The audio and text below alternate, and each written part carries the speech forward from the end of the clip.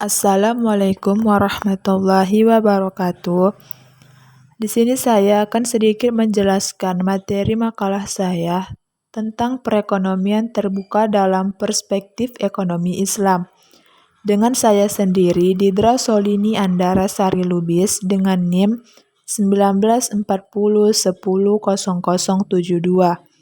Dengan dosen pengampu, Ibu Ihdi Aini, ME. Baiklah, di sini saya akan menjelaskan tentang perekonomian terbuka.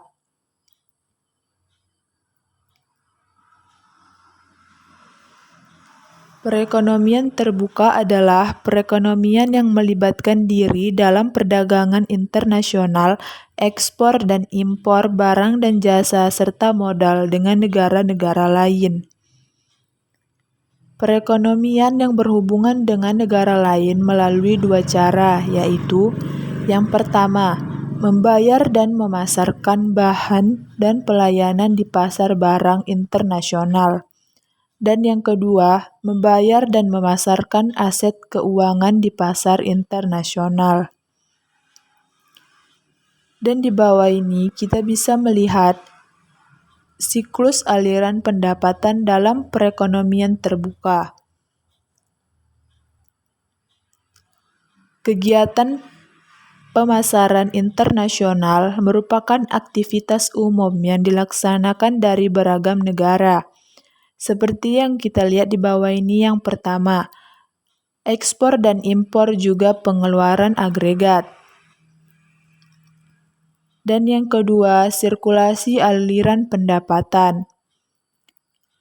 Di sirkulasi aliran pendapatan ini, mereka akan menjualkan penghasilan mereka itu untuk mencapai keinginan-keinginan tersebut. Seperti A. Penunaian pajak penghasilan per individu diberikan untuk pemerintah, sehingga output diperlihatkan. B. Penghasilan disposable diperoleh dari masyarakat penduduk dan dipakai sebagai pembeli barang maupun jasa, sehingga nantinya akan dihasilkan di dalam negeri. C. Mendatangkan produk-produk dari negara yang lainnya.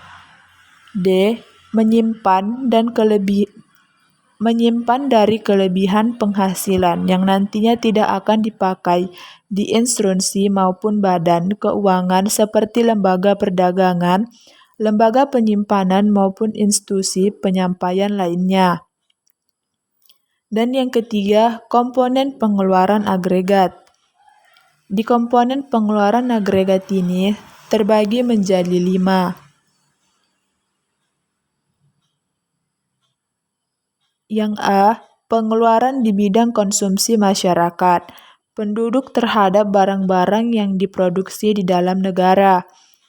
B, pemasaran suatu perusahaan untuk menambah kapasitas lingkungan suatu perusahaan yang menciptakan barang maupun jasa. C, pembiayaan pemerintah terhadap barang maupun jasa untuk dihasilkan kepada negeri. D, ekspor, merupakan penerimaan oleh negara luar terhadap produk yang diciptakan perusahaan-perusahaan yang ada di dalam negeri. Dan E, bahan pasokan merupakan bahan yang dihasilkan dari luar negeri. Dan yang keempat, penentuan ekspor dan impor.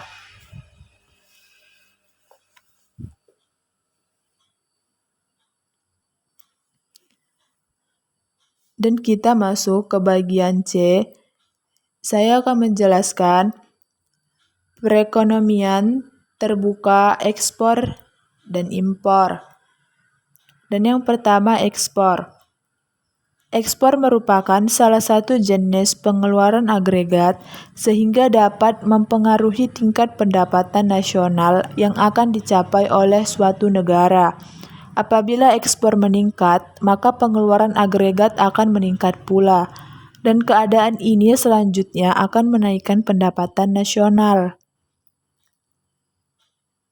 Dan yang kedua, impor. Impor suatu negara merupakan kemampuan membayar daya beli negara tersebut terhadap barang impor. Makin tinggi kemampuan membayar daya belinya, makin tinggi pula impor yang dapat dilakukannya. Maka tinggi rendahnya impor negara tersebut juga ditentukan oleh besar kecilnya pendapatan nasional. Makin tinggi pendapatan nasional, makin besar pula impor yang dapat dilakukan oleh negara tersebut. Seperti A, faktor-faktor yang menentukan impor.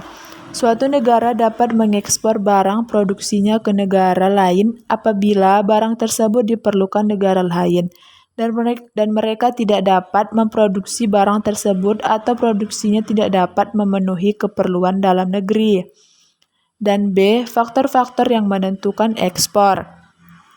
Impor suatu negara dipengaruhi oleh tingkat pendapatan masyarakat. Semakin tinggi pendapatan, semakin banyak impor yang akan dilakukan.